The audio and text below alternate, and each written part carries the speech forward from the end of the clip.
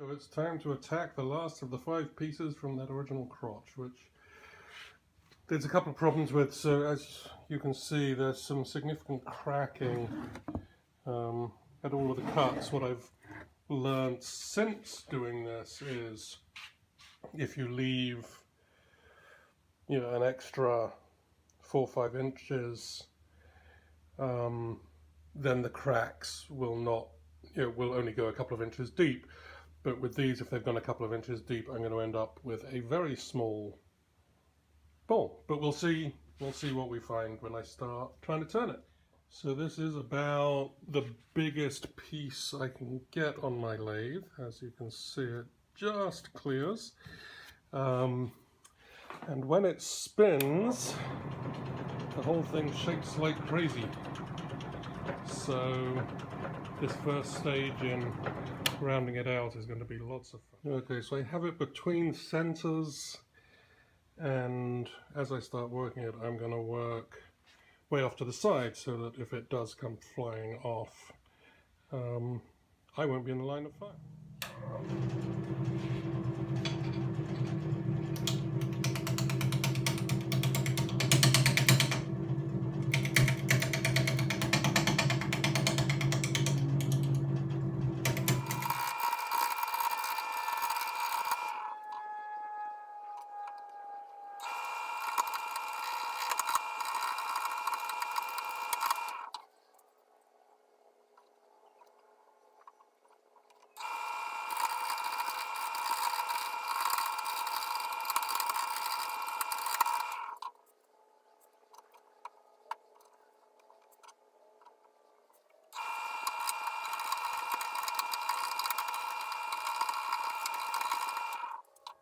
Okay, so it's rounding out slowly but surely. It is good to see these cracks don't seem to go too deep, but I was actually thinking that even if they do, I'm just going to make them a feature of the bowl and fill them with epoxy, because there'd be 3 areas, there'd be like 3 sunbursts or something, which would be kind of cool. But yeah, I need to keep just working away and get this down to round.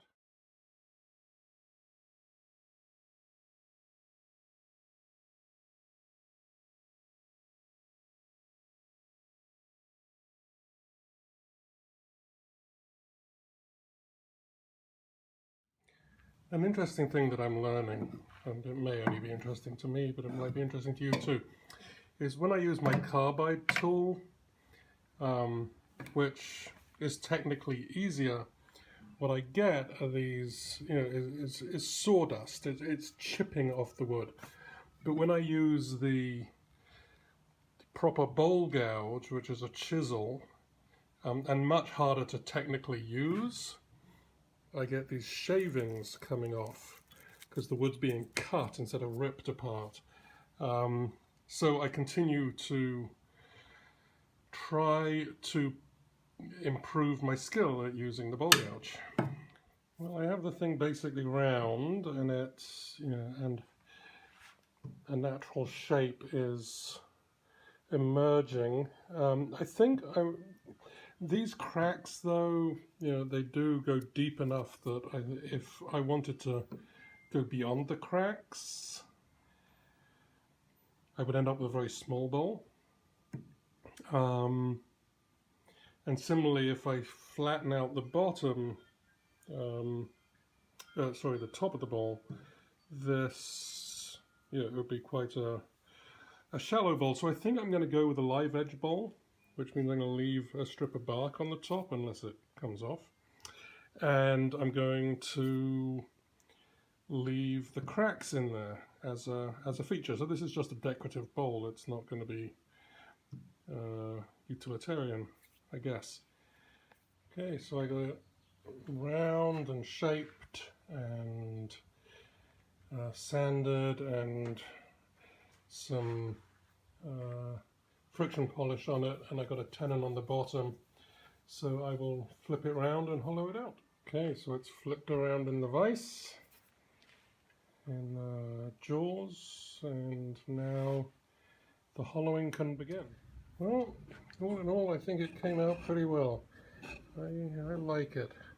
These cracks, this is the only one that's really palpable, and none of them go through to the inside at this point. It'll be interesting to see what happens, but there is, you know, multiple bullseyes on this as intended, and that's what we get from the crotch. And this is my first live edge bowl, which I like.